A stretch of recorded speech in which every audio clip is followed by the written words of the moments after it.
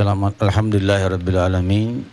Wassalatu wassalamu ala sayyidil mursalin wa ala alihi wa sahbihi ajmain. Saudara-saudariku yang kumuliakan di Masjid Raya Universitas Borobudur dan juga para pemirsa TV One dimanapun Anda berada, kita lanjutkan pembicaraan kita, renungan.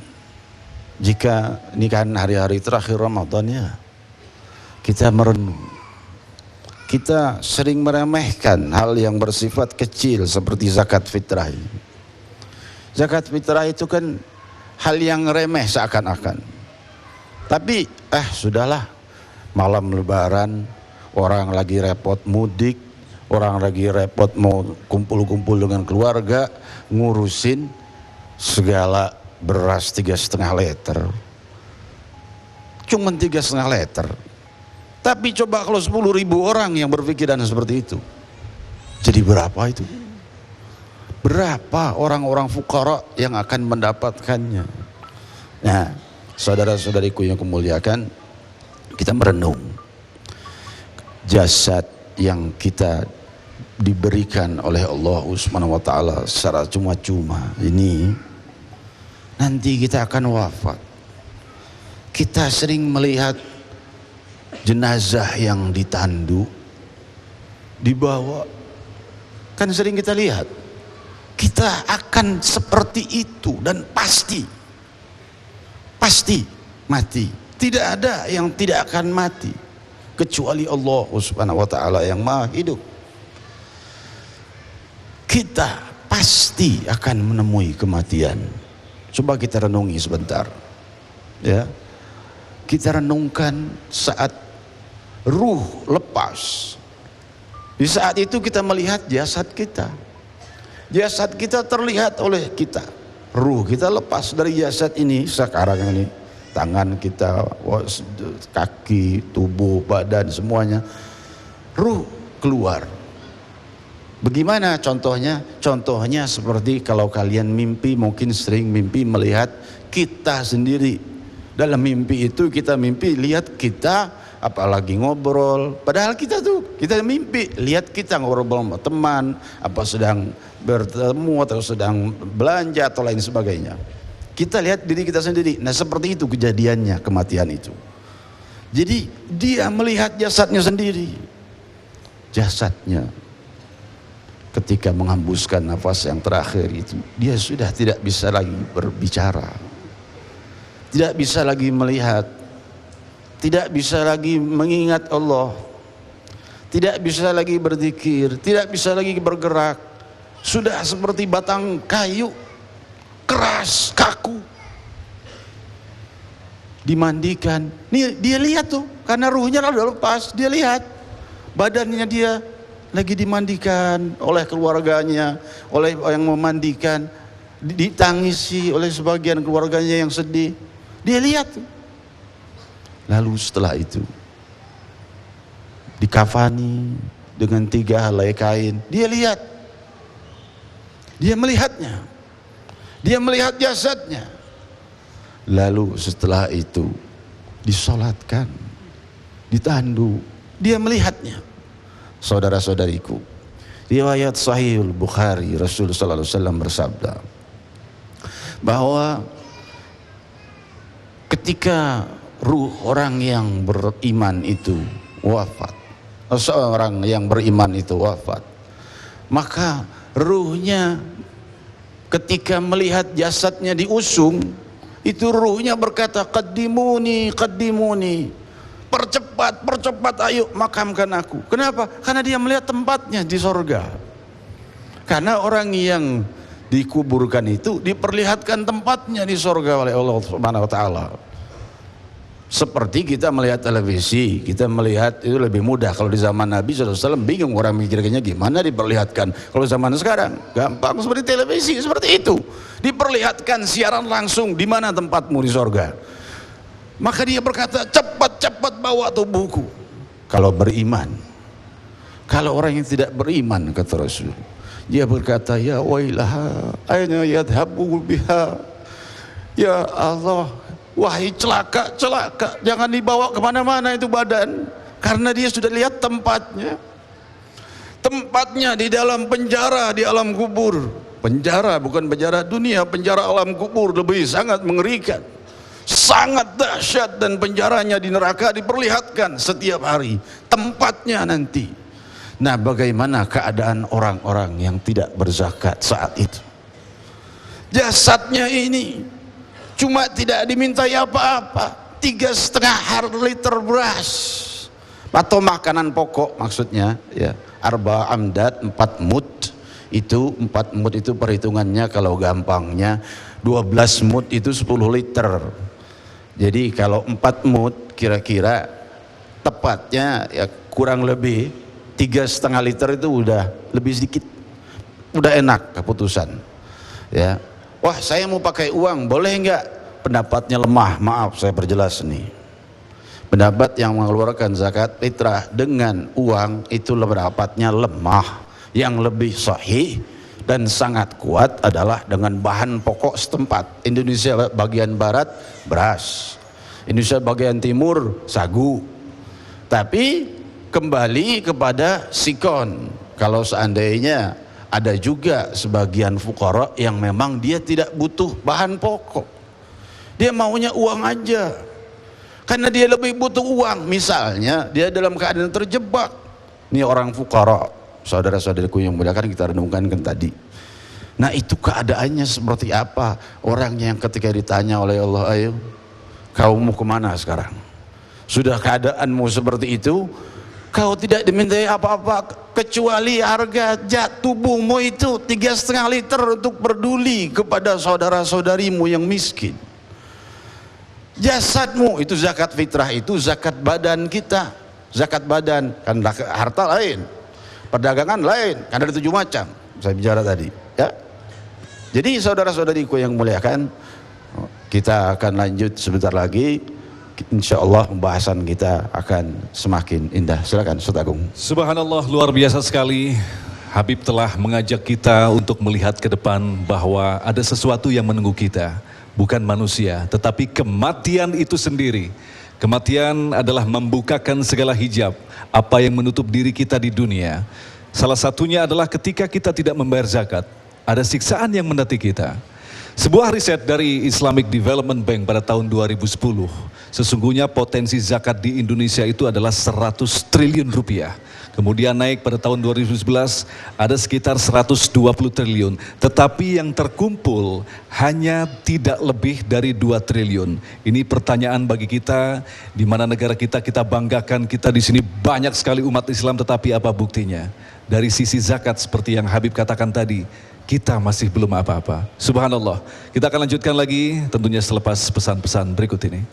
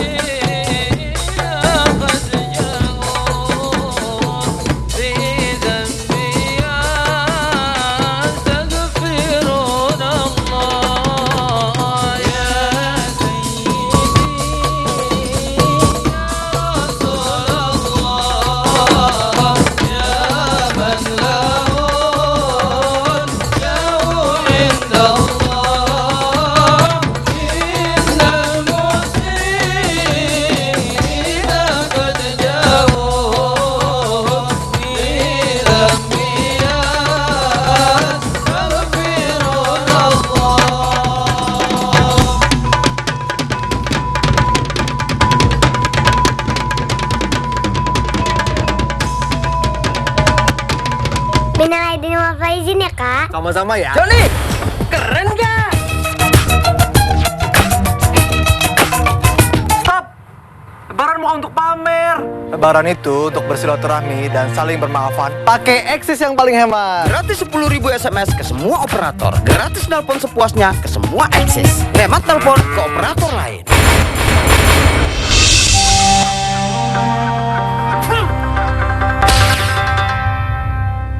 sebaik-baik manusia adalah yang bermanfaat bagi sesama. Mengenal profesionalisme dompet duafa membuat saya yakin untuk berzakat. Alhamdulillah makin banyak orang berzakat melalui lembaga. Sejak dulu yang amanah profesional adalah dompet duafa. Berzakatlah melalui dompet duafa. Dompet duafa, the word of zakat. Maka marilah kita berperan bagi kebaikan kehidupan sesama dengan menyerahkan pengelolaan zakat kepada dompet duafa.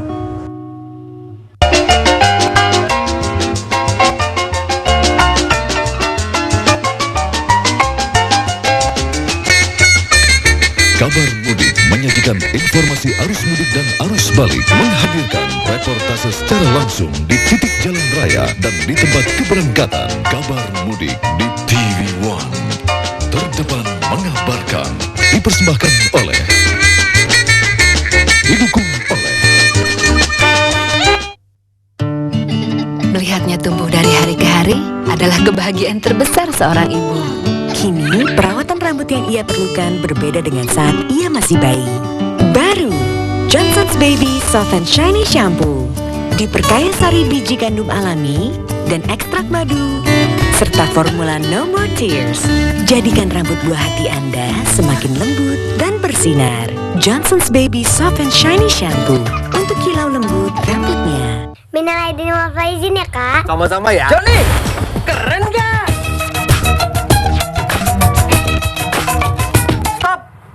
Lebaran bukan untuk pamer.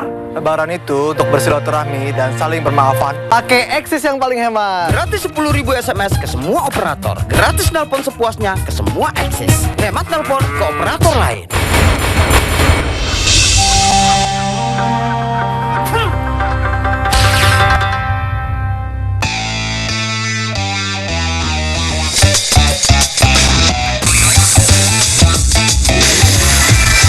Saatnya seru-seruan ngemil Cornetto Mini. Baru Cornetto Mini Strawberry isi 6. Terlihat bersih bukan berarti bebas kuman. Air saja tidak cukup. Selalu pakai Dettol. 10 kali lebih efektif membunuh kuman penyebab penyakit. Kalau bukan saya yang mengajarkan kebiasaan baik, Siapa lagi? Dettol melindungi. Saat saya punya masalah, saya atasi dengan Clear Baru. Kandungan Nutrium 10 dengan vitamin, mineral, dan nutriennya menutrisi hingga ke dalam 3 lapisan kulit kepala. Total perlindungan 3 masalah kulit kepala. Tak ada ketombe, tak ada kulit kepala kering, tak ada rambut rontok terlihat. Clear Baru. Bulan Ramadan, bulan diturunkannya Kitab Suci Al-Quran. APP kembali melaksanakan wakaf Al-Quran di sejumlah wilayah. Istimewanya, Al-Quran yang diwakafkan ini berasal dari hutan tanaman industri yang dikelola dengan prinsip hutan lestari. Pengolahan kayu menjadi pulp dan kemudian menjadi kertas merupakan serangkaian proses yang diawasi dengan ketat dengan mengikuti kebijakan yang berlaku sehingga berhasil mendapatkan sertifikasi halal dari Majelis Ulama Indonesia.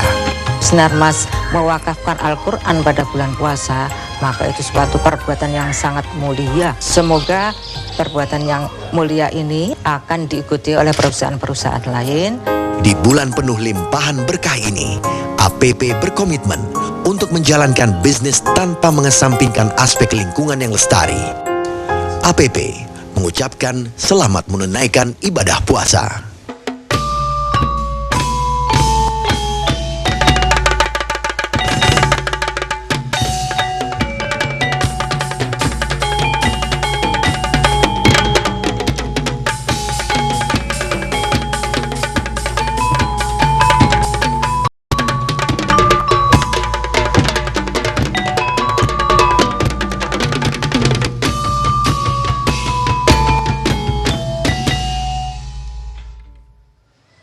Pemirsa, terima kasih Anda masih bersama kami dalam Tabligh Akbar yang mengambil tema menebar zakat, mengentaskan kemiskinan. Dengan ditebarkan rezeki kita yang dilebihkan oleh Allah, maka sesungguhnya kemiskinan bisa kita tekan, bukan dihilangkan. Karena itu adalah bentuk salah satu sunatullah. Harus ada kemiskinan, harus ada kekayaan. Lantas bagaimana dengan orang-orang yang dilebihkan oleh Allah, tetapi enggan untuk berbagi? Dalam hal ini adalah zakat. Habib telah menjelaskan kepada kita bentuk siksaan-siksaan yang kita akan alami. Mari kita cermati dengan hati kita yang jernih. Silakan Habib. Alhamdulillah Rabbil Alamin. Salatu wassalamu ala sayyidil mursalin. Terima kasih saudaraku, saudara-saudariku yang kau muliakan. kita lanjutkan. Sebenarnya kan hal yang sangat kecil jumlahnya bagi yang berkecukupan zakat fitrah itu, dan zakat yang lainnya juga kecil, 2,5% per tahun. Zakat perkayaan, zakat usaha, zakat peternakan. Oh, jadi ada 7, memang ada 7 zakat itu ya. Kalau zakat profesi baru muncul sekarang, itu nggak ada dari dulunya, baru-baru aja, nggak tahu dari mana itu munculnya. Saudara-saudara yang kita lanjut. 7 macam zakat ini berarti kita harus bayar semua? Belum tentu. Jangan-jangan zakat fitrah juga cuma zakat fitrah saja. Jangan-jangan zakat fitrah sama 1 lagi, 2 saja, bisa 3, bisa 6, bisa 7. Tapi mesti kita pahami, sekarang kita bicara zakat, lanjutkan lagi ya. Agung, sangat mulia dan luhur kalau seandainya kita memikirkan betapa Allah Subhanahu wa taala menyiapkan kenikmatan yang kita lewati dalam kehidupan dunia ini, lalu hanya sekedar kecil berapa liter aja kita lupakan. Di saat itu bagaimana keadaan kita kalau sudah wafat? Di saat sudah diturunkan ke dalam kubur, itu tali-tali kafannya dibuka biar tahu, lalu disingkap wajah kita, itu kain kafannya dibuka yang wajah, lalu itu jasad diciumkan ke dinding kubur ngadep kiblat, miring begini, enggak tidur, miring, diciumkan ke dinding kubur. Kita wajah ini mencium dinding kubur kita, tanah, lalu tanah ditutup. Kita melihat jasad kita itu, bagaimana keadaannya? Allah Subhanahu wa taala saat mempertanyakan. Ratusan hadis-hadis sahih dan firman-firman Allah Subhanahu wa taala yang menyerukan kita untuk tidak kikir dan peduli terhadap fuqara dan berderma, dan memberikan kita teguran-teguran jika kita terus tidak memperdulikan hal-hal itu dan tidak bertobat kepada Allah Subhanahu wa taala. Ngeri. Dan di sana itu lewatnya kan bukan seperti di dunia. Kalau di dunia kan cuma 60-70 tahun usia kita, ya kira-kira insya Allah 100 tahun dah umat Muhammad sallallahu alaihi wasallam. Di sana puluhan ribu tahun. Bisa kita bayangkan puluhan ribu tahun seperti apa? Kalau tidak diapa-apakan pun, disuruh diam saja puluhan ribu tahun, bagaimana susahnya? Diam saja, nggak diapa-apakan. Ini bagaimana kalau seandainya Allah Subhanahu wa taala kirimkan hal-hal yang sangat mengerikan. Saudara-saudariku yang kumuliakan, jeritan mereka disabdakan oleh Rasul sallallahu alaihi wasallam, laula antadafanu la sa'altullah ayusmi'akum man fil qubur. Kalau aku tidak takut kalian akan mati bergelimpangan karena takut, aku akan minta pada Allah kalian dengar jeritan yang di dalam kubur. Kalau mendengar kalian mati dari takutnya, jeritannya. Saudara-saudariku yang kemuliakan, diriwayatkan di dalam Sahih Bukhari, ketika jasad itu turun, kalau seorang pendosa, maka ia ditanya oleh Allah SWT dan ia tidak bisa menjawab pertanyaan-pertanyaan itu, maka ia diberikan satu cambukan, pukulan yang ia menjerit didengar oleh seluruh makhluk di alam semesta kecuali jin dan manusia. Bayangkan kedengaran ke seluruh alam semesta jeritannya, seperti apa mengerikannya itu. Saudara-saudariku yang kemuliakan, salah satu dari rukun Islam yang sangat kecil, zakat fitrah yang kita hadapi, atau juga zakat kita renungi. Kita ini sudah tunaikan belum zakat? Zakat ada 7 macam, bukan cuma zakat fitrah. Ada zakat harta, ada zakat. Kita kena yang mana nih? Aduh, kita belum paham caranya gimana, Beb. Nah, bingung. Saya gimana? Saya belum paham nih 7 macam aja belajar. Jangan bingung. Pelan-pelan belajar, cari guru atau ustadz atau imam atau buku juga ada yang menjelaskan tentang 7 macam zakat itu tadi, ya, yang layak kita tunaikan. Lalu kita jangan kebingungan, ketakutan kalau belum paham yang 7 macam itu apa saja. Selain zakat satunya zakat fitrah, ya. Tentu kalau kita terjebak dalam kebingungan seperti itu, saya harus bagaimana ini? Sudah, derma saja, banyakkan berinfak, niatkan kepada Allah, ya Allah, saya belum tahu hukum-hukum zakat, wahai Allah. Oleh sebab itu saya berinfak saja banyak-banyaknya. Mungkin ada zakat yang kelewat, ya zakat, kalau enggak ya sedekah. Saudara-saudariku yang kumuliakan, sedekah dalam berbanyak pahala sudah sangat banyak pahalanya, apalagi zakat yang merupakan kewajiban. Silakan. Subhanallah, Habib telah mengantarkan kita perlahan demi perlahan membuka rahasia-rahasia daripada manusia-manusia yang tidak mau menunaikan haknya. Itu hak Allah memberikan kepada orang miskin. Ada banyak bahasan tentang zakat yang memang bisa kita baca di buku, bagaimana membagi zakat, bagaimana menghitung zakat, tetapi kadang kita lupa ada hikmah di balik semua itu. Ternyata ketika kita enggan untuk berbagi, ancamannya Masya Allah. Mudah-mudahan kita yang berada di masjid ini dan yang menyaksikan, Anda yang ada di rumah, bukan termasuk orang-orang yang dijauhi oleh surga, tetapi justru dekat dengan neraka. Tetaplah bersama kami dalam Tablik Akbar.